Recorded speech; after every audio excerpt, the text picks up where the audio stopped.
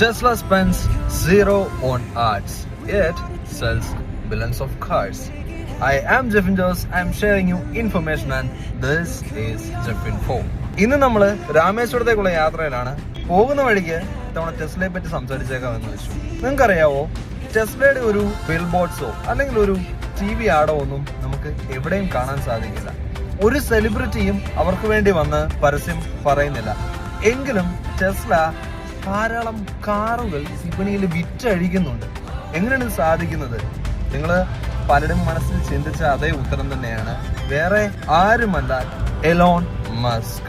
തൻ്റെ social media, തൻ്റെ bold statements, ideas എല്ലാം വെച്ചിട്ട് അദ്ദേഹം ജനങ്ങളുടെ അറ്റൻഷൻ തന്നിലേക്കും അതുവഴി തൻ്റെ കമ്പനിയിലേക്കും ഫ്രീ ആയിട്ട് തിരിച്ചു വിടുന്നുണ്ട്.